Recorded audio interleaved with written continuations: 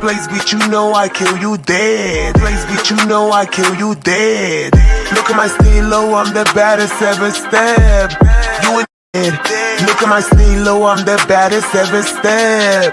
You in the wrong place, bitch, you know I kill you dead. Look at my stilo, I'm the baddest ever step.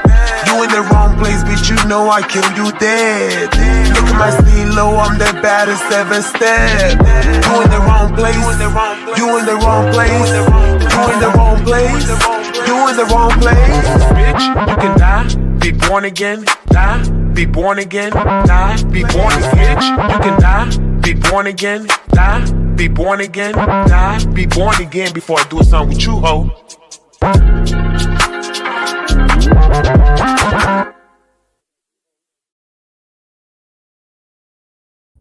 What is going on? Entertainment Showtime coming to y'all with another video. We talking Jose's Cabaret, California. Before I get started, make sure y'all hit that like button, hit that subscribe button. Let me know what y'all think about this video. Okay, so the episode starts off with them all heading to Vegas. You already know Joseline made the welcome to Vegas, baby. I want you come and pay me. Give me the money, give me jewelry, give me diamonds, baby. Give me a dash job. I like to go shopping, right? So the girls are excited to be back in Vegas, just straight off the song. And Danny reveals, she lives in Vegas. The Cabaret was in once upon a time in Vegas, so she's really like excited about that. Meanwhile, the other bus, Erica, aka the new Jigsaw, finds out that apparently Lexi has been talking about them negatively.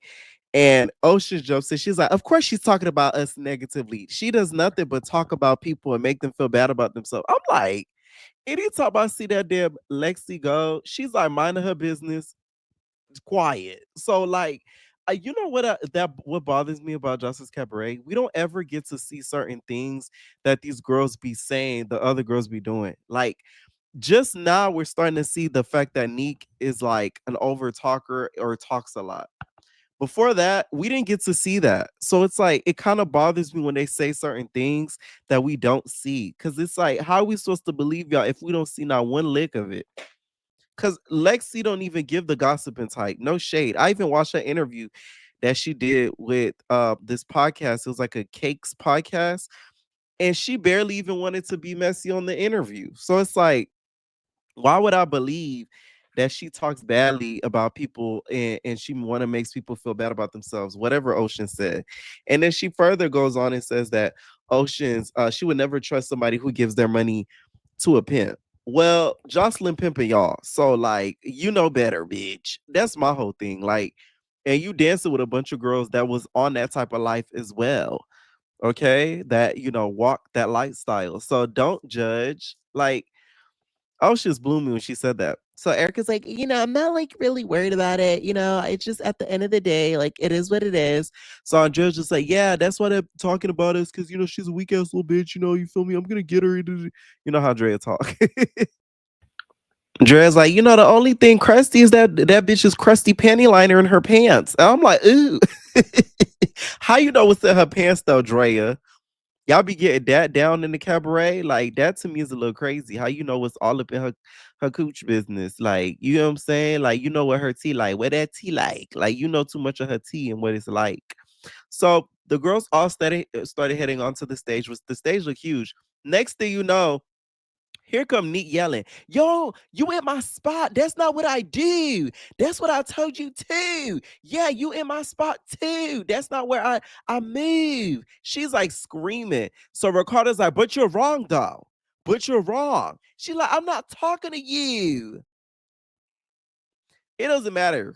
Like, Ricardo has the patience of a saint.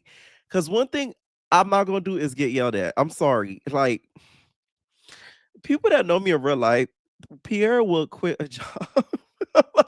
I'm telling you, because it's like, you're not finna yell at me. I'm sorry. You're not finna talk to me crazy. Because one thing about me, I hustle. You feel me? I'm going to get to the bag. So, like, I'm just not going to be dealing with anything. I'm sorry. Life is too short and you got me fucked up. No. So, the way that she was yelling at Ricardo, I'm not talking to you. You still don't even raise your voice, young lady. You get what I'm saying? It's like the nerve of you. To me, now I can see a lot of what the girls be saying about Neek. She's very disrespectful. Okay. She's a gorgeous girl, but I think she has a lot of growing up to do. She's immature. That's the thing. Do I agree the way that Jocelyn treats her? No. Jocelyn still should not treat her the way that she does, because the way Jocelyn treats her is not coming from 100% of how Neek acts. It's coming from 100% of her mother and the trauma that her mother inflicted on her. So that has nothing to do with Neek. So let's make that clear. But the way that she be maneuvering, girl, I don't like it. Like, it's too much. Like, girl, oh my God. So she ends up apologizing though, but she hits her with the my bad. I hate those type of apologies, but Ricardo took it and went about his business. Here come Jocelyn coming in looking like she is the cover of a dairy a ice cream shop. Y'all know the dairy ice cream shops, they be having the cowboy characters on there. So she come in, she like, what's up? What's up with these raggedy bitches? Okay. Which, by the way, Jocelyn's confessional look with the fur hat, the fur cowboy hat, and the fur jacket, that's so cute to me. Like, she looks really good. I really, really, really, really, really, really like that look. Okay. So she ate that up. She really does. Okay. So they're rehearsing and stuff, and Jocelyn and Ricardo head out, and Jocelyn is basically saying, "So, like, what's up with these bitches?" Ricardo's just like, "Man, like, I'm not gonna lie, that Neek, I had to like kind of check her, cause like, nah, cause I just treat her how she is, cause she's." You got to treat her how she comes and stuff. So Justice is like, I don't really cause Ricardo's like, you have your favorites.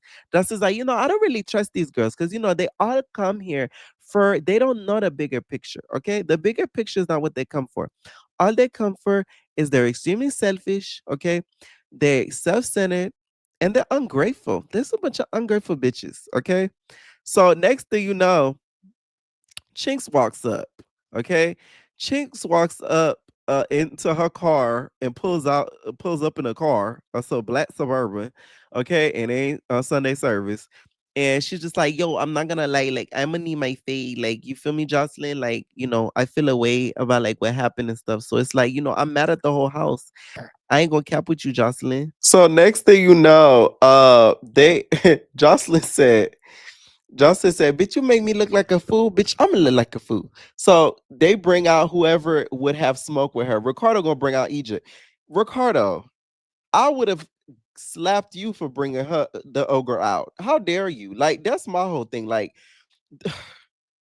Lemmy would have had to pay me extra to fight the bitch. I'm sorry. That's a big girl. That's like Lemmy bringing Jonathan to big me, like, to fight me. You gonna have to give me extra 20K just off the strength of the sides. Okay? Like, I'm not gonna lie to you. I remember when the reunion was coming up, I was telling LCK from Zimbabwe. I told a person, I said, girl, you better tell them up your pay. You gonna have to fight Rolly big ass.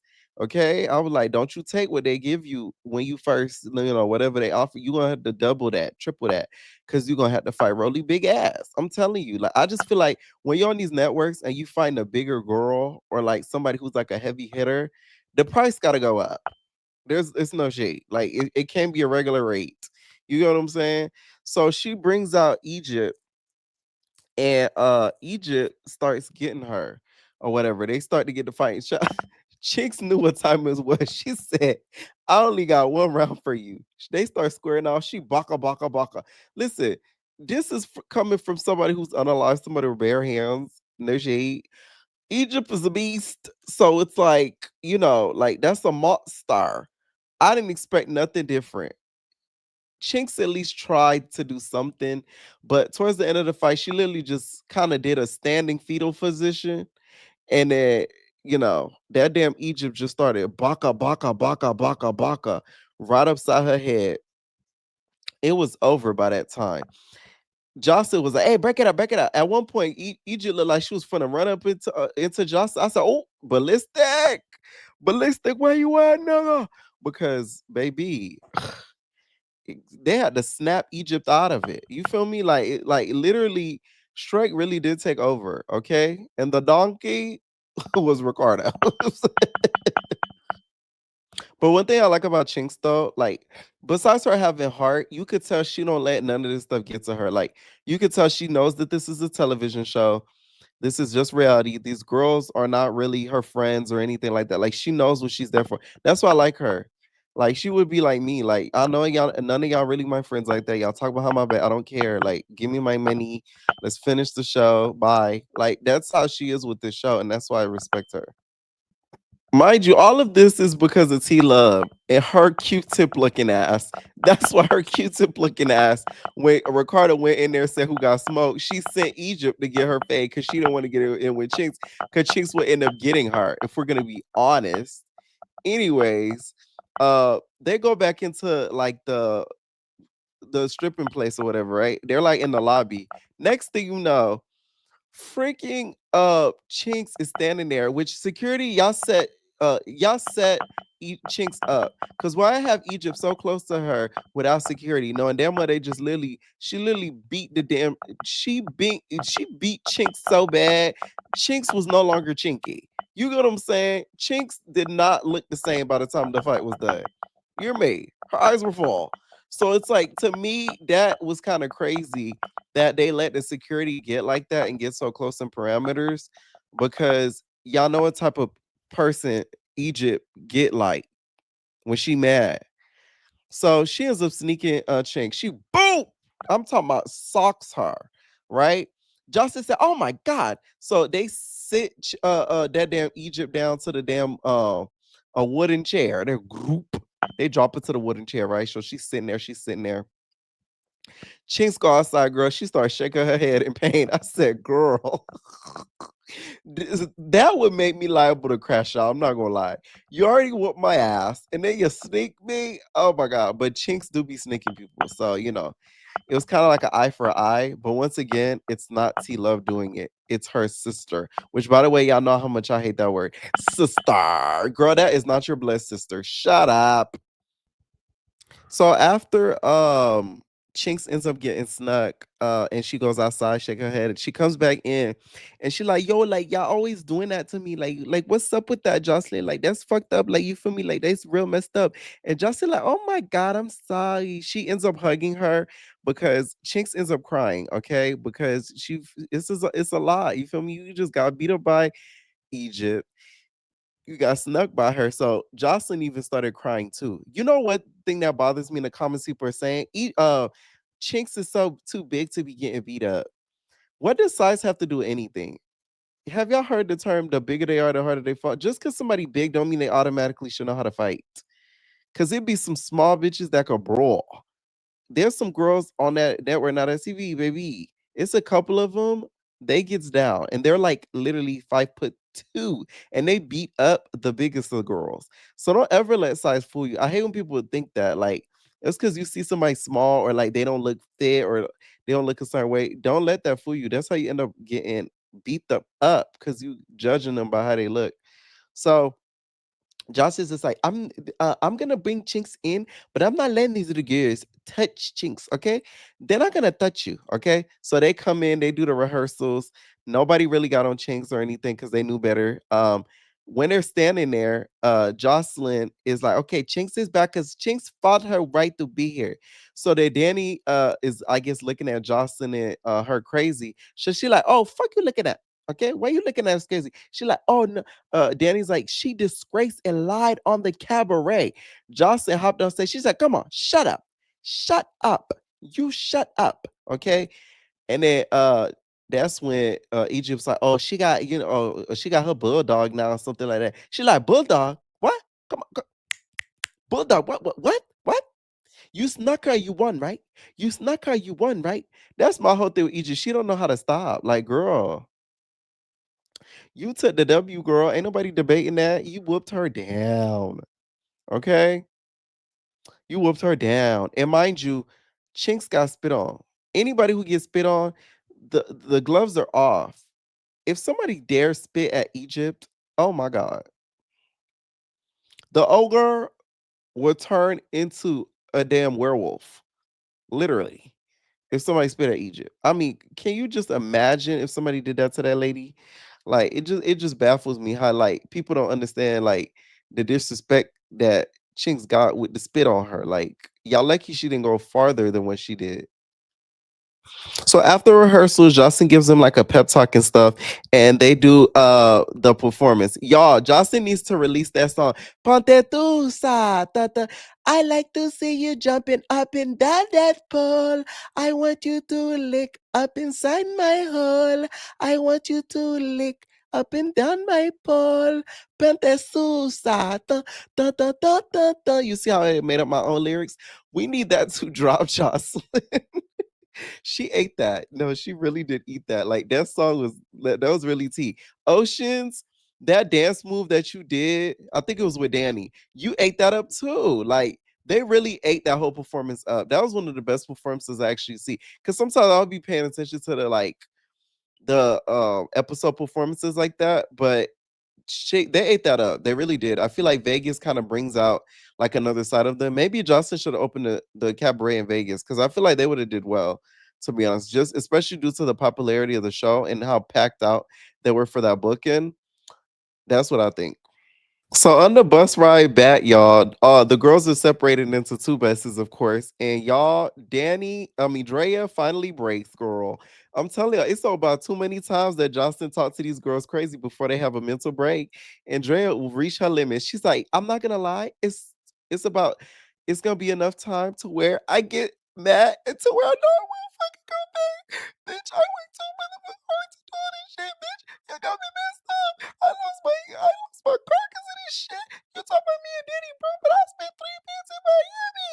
I spent 3 months in Miami. Okay, my husband lost his job. Like she literally broke down completely.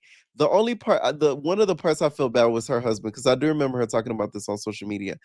I do think though that if Justin does not appreciate these girls and make them feel a little bit more appreciated, she's going to lose like every cabaret member. Because if you have Danny and Drea literally starting to break down, those are like your toughest soldiers. So you losing your toughest soldiers isn't going to be beneficial.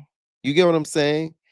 Because at the end of the day, I feel like when it comes to like the show in general, it needs like its core dancers as like the main. So that way the newer people could have somebody to kind of mentor them. So I really hope Johnson makes it right with Drea because she really has been loyal. I feel like she's holding that whole situation with Hennessy over her head. And I really feel like that was like a outlier type of situation. So Ricardo has like a little get together with the girls. So they're out like smoking hookah and stuff like that. And all I kept seeing was that fire. Thank you to Ricardo for doing what I remember the scene on Baddies, right? There was fire in one scene and they were fighting around the fire. And that gave me some of the worst, not trauma, but like anxiety because I'm like, bitch, them bitches finna fall in the fire. So thank God that Ricardo was smart enough to move the scene to another scene because of the fire. I'm like, at least somebody has some common sense in this Ricardo. So before they moved, he was talking about how, they could all be cool and copacetic and work in the cabaret and stuff. And Drea had like a little down face. So or Ricardo's like, "What's wrong with your face?" And then Dre's just like, I feel like, bitches want to snake me out and cut me off at the legs and leave me like really disabled and some shit. So, I feel away. The way Drea talk, it's as if she's playing traitors. I'm like, what? So after that happens, they end up moving into the next scene or whatever. That's when Drea kind of goes in depth. She was just like, I feel like bitches that, they want my position. They don't really know what it takes and a lot of the things that they do. And they don't really got the timing that I do and stuff like that. So she looking dead ass Lexi. Lexi's like, so, like, what's up? They end up getting up, they end up boop, bop, bop, bop, bop, boxing it out. I will say, Drea kind of did a little bit better than I thought, even though Lex kind of got her. But she did a little bit better than I thought. I'm not gonna lie to you. I was kind of shocked because I thought Lex was just gonna like mollywop her, but in that next episode, it looked like she get mollywopped. But I wanted to say, Des, you still got that colorist, hateful spirit in you. Look at you. The way that you yelling at that girl Kanaya to me is crazy. Do y'all see the demons in that bitch? Like that. Oh my god, she to me is the ugliest person there. Is Des? Her spirit is just ugly. Like her spirit's so ugly. It's starting to make her look ugly now. Like I remember I used to look at her. I'm like, oh, she's so pretty. When I look at her now, I'm like, she's so ugly. She yelled at Kanaya as if she stole something from her. You scratched the whole side of her face, babe. Why are you so mad?